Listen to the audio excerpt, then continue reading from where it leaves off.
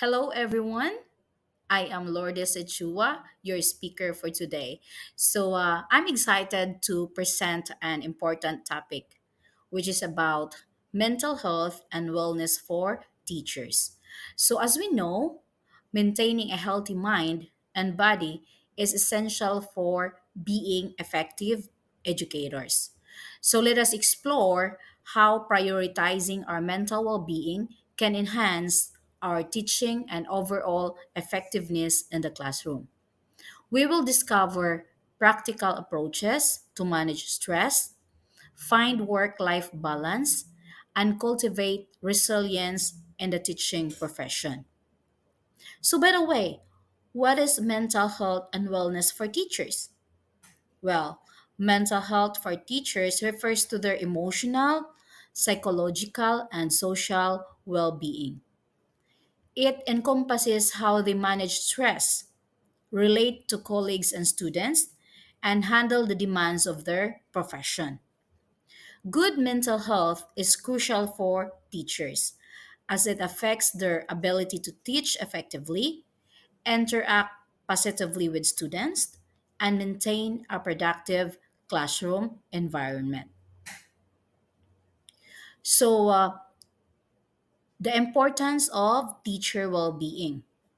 The importance of teacher well being refers to the overall health, happiness, and job satisfaction of educators, which significantly impacts various aspects of the educational environment. So, here are some key points illustrating its importance. This, as you can see in the presentation, first is the optimal teaching performance. And then the second one is stronger student outcomes. The third one is reduced burnout rates. And then the last one is positive school climate. When we talk about optimal teaching performance, when teachers prioritize their mental health and overall wellness, they are better equipped to provide high quality instruction and create engaging learning environments for their students.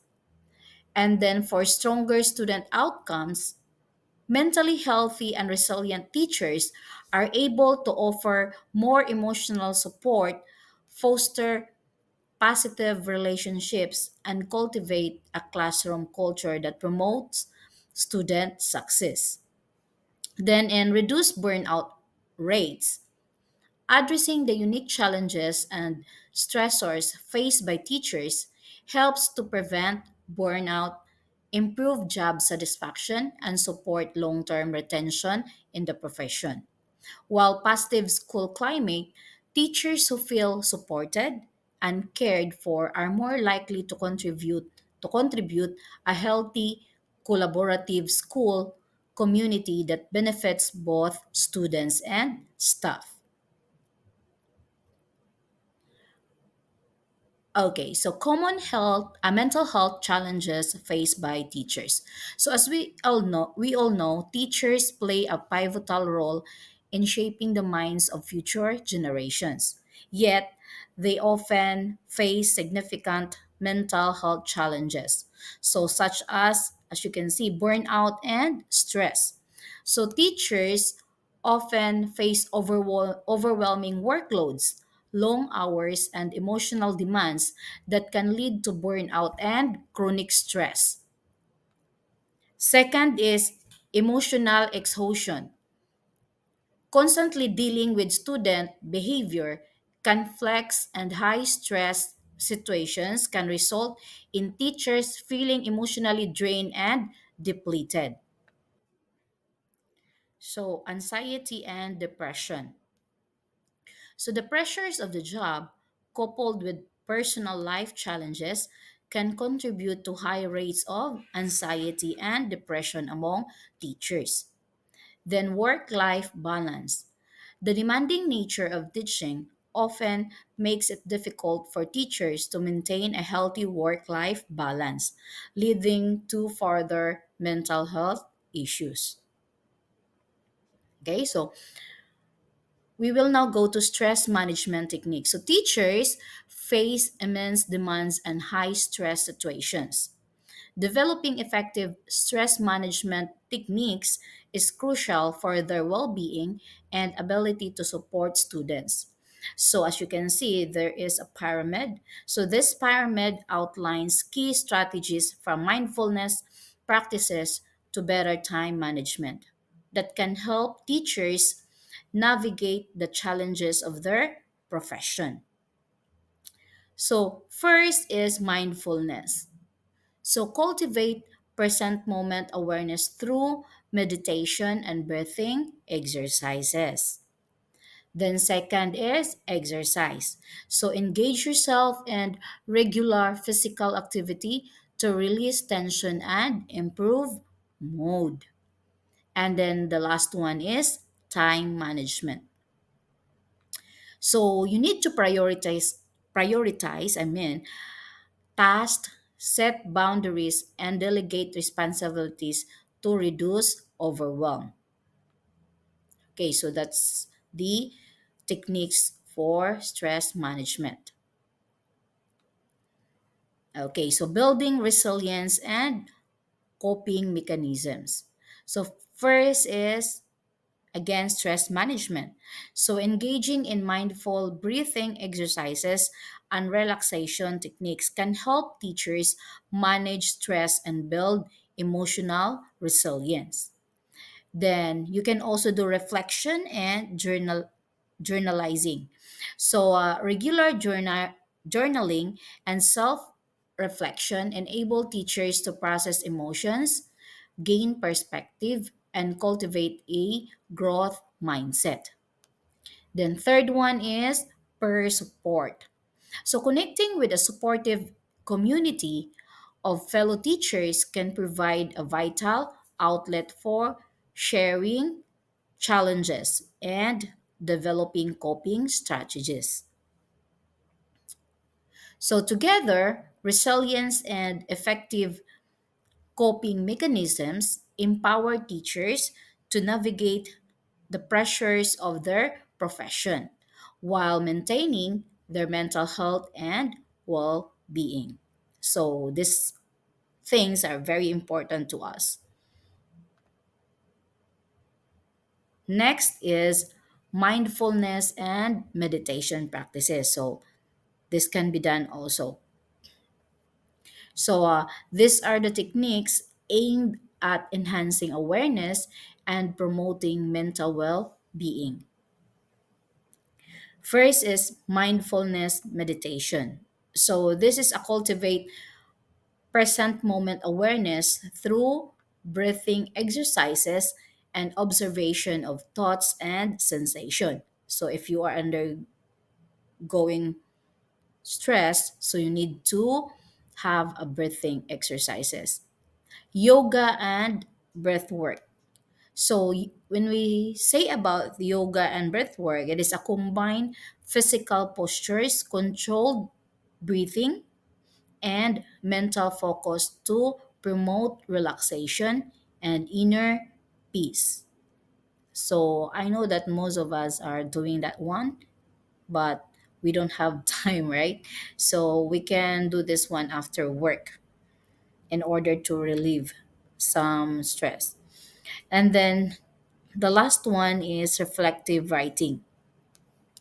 So use journaling, as a tool for self exploration, stress relief, and cultivating gratitude.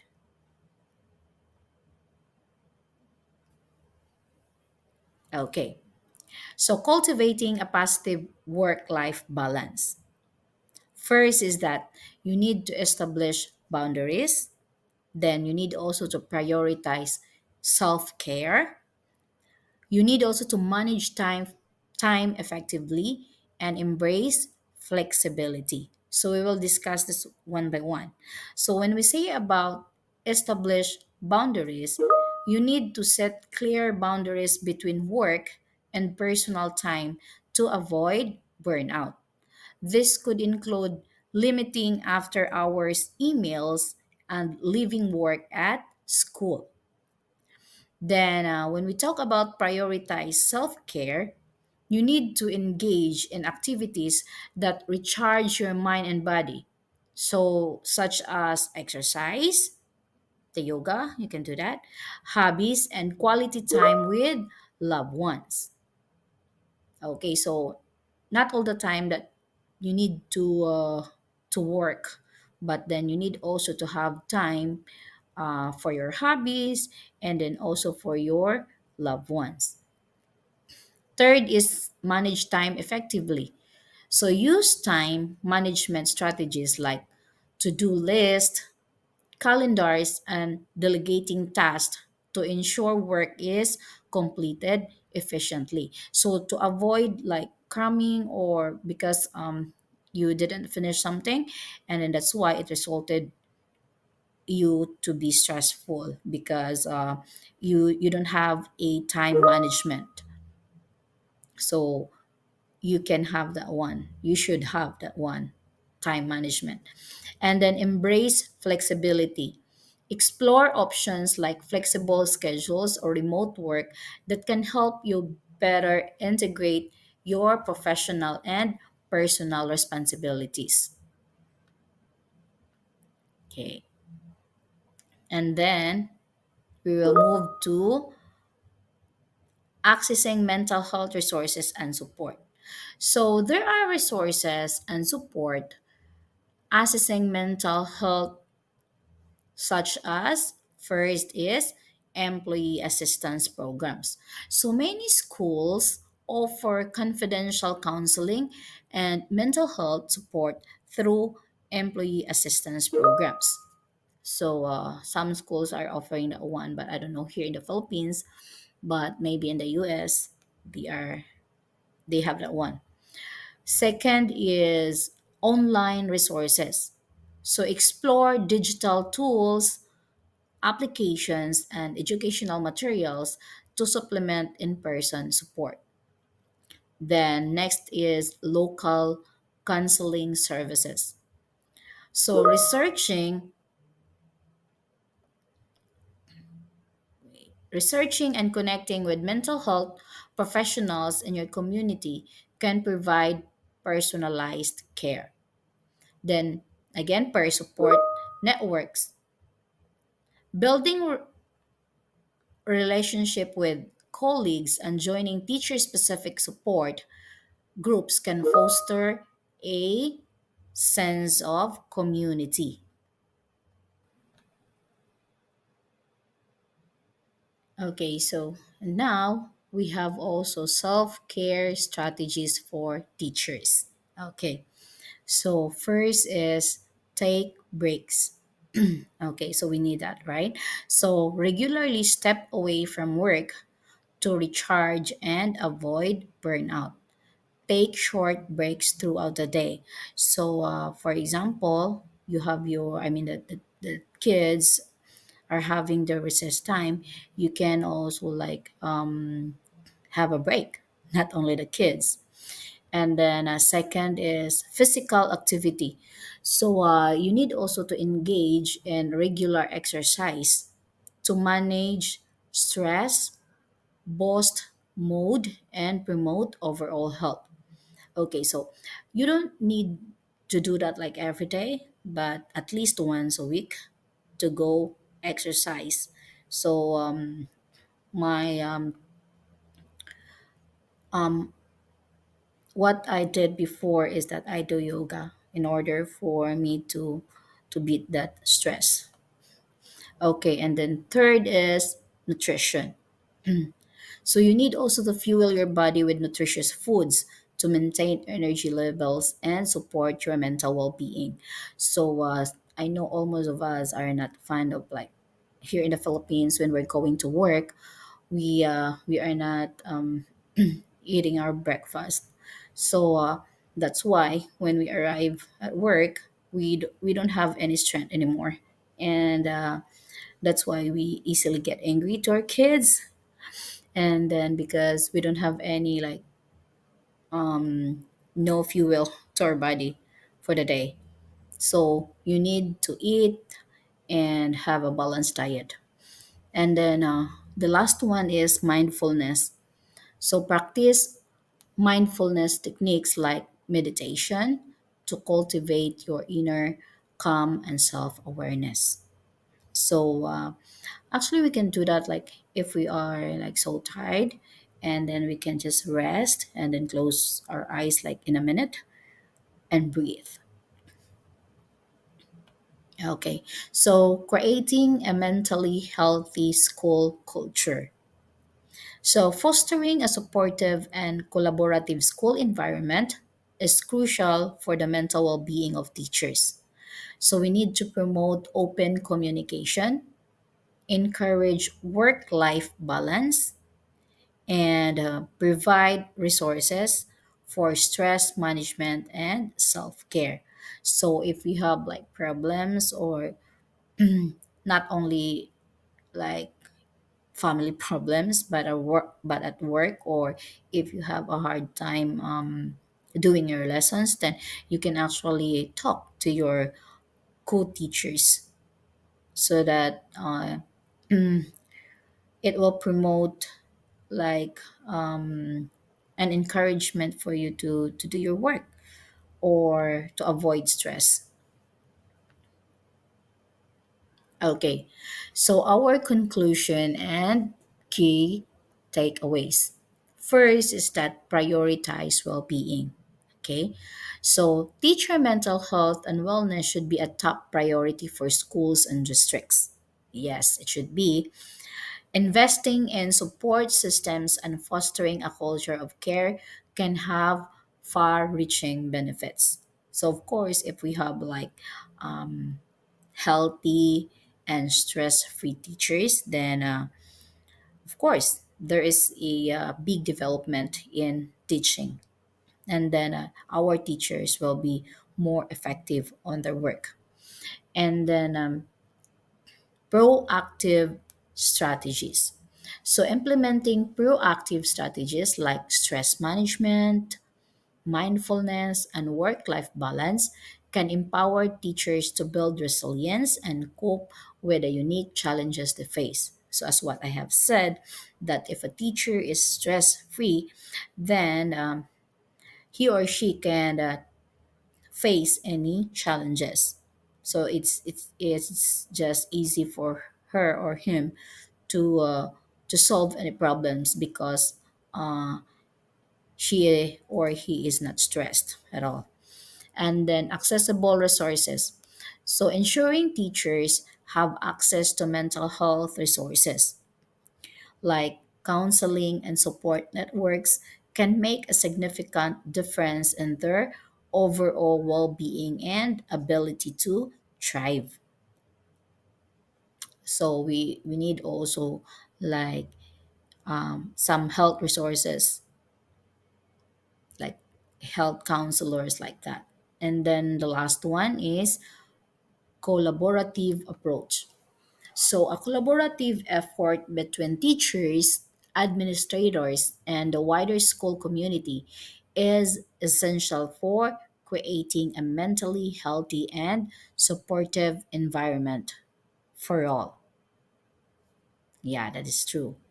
Teachers is actually essential for us to prioritize our mental health. As they say, if something were to happen to you today, your position would be filled by someone else tomorrow. And that is correct, right? Because, for example, as teachers, there are so many applicants. So if ever something will happen to us, then they can actually hire someone to replace us. So to wrap up, prioritizing our mental health is essential for our effectiveness as teachers and the well being of our students. So let us actually commit to taking care of ourselves so we can create a positive learning environment. So thank you for your attention and let us support one another in this journey towards better mental health. So, once again, I am Lourdes Chua, your speaker for today. Thank you for listening. You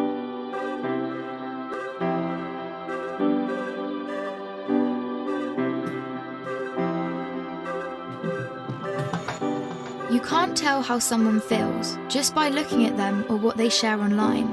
To the outside world, our lives may look perfect, even if in reality they aren't. I'm always worrying about doing well at school, and with the end of year test coming up, I'm not sure how much longer I can cope. My thoughts swarm around my head, sometimes keeping me up all night. Some days it's just all too much, and I feel like I'm lost in space. When I did badly on one of my tests, I just about kept it together until I got home. Then I broke down crying in front of my mum. She listened for a bit, and then she told me that, just like physical health, we all have mental health. It's our feelings, our thinking, our emotions, and our moods. She then said that feeling down, angry, and stressed is a normal part of life, just like it's normal to feel happy, confident, and carefree sometimes. We all have positive and negative emotions that come and go based on what's happening around us. These are everyday feelings. Good mental health means experiencing negative emotions. It's not always about being happy. Mum can relate to the feelings of stress. So when Mum suggested I take a break from everything and do something I enjoy, I actually took her advice.